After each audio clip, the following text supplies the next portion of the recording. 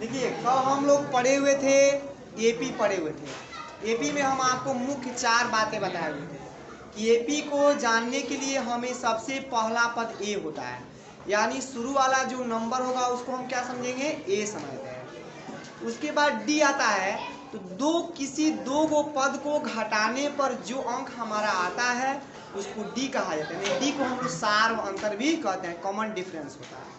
तीसरा में हम आपको बताए थे एन और या एन। तो कभी भी जब पद का श्रेणी दिया जाता है, क्रम दिया जाता है, तो उस स्थिति में जब एन देगा तो एन नहीं, और जब एन देगा तो एन नहीं। एन कैसे समझें, कब एन है और कब एन है।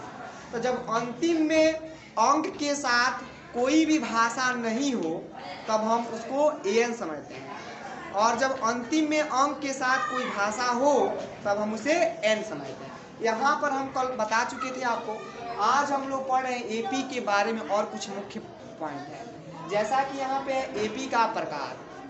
तो हम जानेंगे एपी जो होता है वह एपी 2 प्रकार का होता है। एक को कहा जाता है, फर्स्ट होता है परिमित एपी, और दूसरा होता है अपरिमित एपी। परिमित एपी किसे कहते हैं, तो देखेंगे कि अगर हमारे श्रेणी के अंतिम में अगर अंक दिखाई दे, अगर पद का क्रम हो और उस क्रम में अंतिम में अगर अंक हो तो हम क्या कहेंगे, उसे परिमित एपी कहते हैं। और जब कहीं श्रेणी हो और उसके अंतिम में कोई अंक हमें चाहे कोई पद दिखाई नहीं दे तो उसे हम अपरिमित एपी कहते हैं। यही मेरा कुछ मुख्य पॉइंट है, आप लोग इसको ध्यान रखिएगा। दूसरा नंबर में लिखे यहाँ पे कि सार व अंतर डी का मान। तो कभी कभी हम लोग जब सार व अंतर निकालते हैं तो सार व अंतर का मान 0 भी आता है, और सार व अंतर का मान माइनस में भी होता है, और सार व अंतर का मान क्या होता है, प्लस में भी होता है, यानी तीनों में हो सकता है। तो हमसे ऑब्जेक्टिव के लिए क्वेश्चन पूछा जाएगा कि सार व अंतर का मान होता है, ऑप्शन में दिया जाएगा 0, प्लस, माइनस या इनमें से कोई नहीं। तो हम यहाँ ये भी कह सकते हैं कि सार व अंतर का मान कभी 0 भी हो सकता है, माइनस में भी हो सकता है, और प्लस में भी हो सकता है। आगे है कि एपी का व्यापक, ये सब ऑब्जेक्टिव के लिए क्वेश्चन आता है। एपी का व्यापक रूप क्या होता है, तो एपी का व्यापक रूप होता है ए, और एक एक डी स्टार्टिंग में होता है, उसके बाद प्रत्येक में एक एक डी बढ़ता जाता है। ए, पुनः ए प्लस डी, दूसरा टर्म, तीसरा टर्म हो जाए ए प्लस 2d, ए प्लस 3d।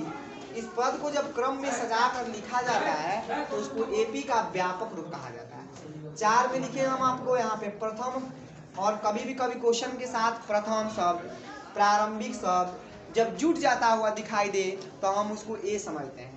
आगे है कि कभी कभी आपको जो है ए का प्रथम पद ए और सार व अंतर डी का मान दिया जाए तो पूछता है अगला पद का मान बताइए। तो अगला पद निकालने के लिए हम क्या करते हैं, उसका फॉर्मूला होता है। जैसे हमें क्वेश्चन कहे कि पहला पद निकालिए, पहला पद को हम किससे दिखाते हैं, A1 से।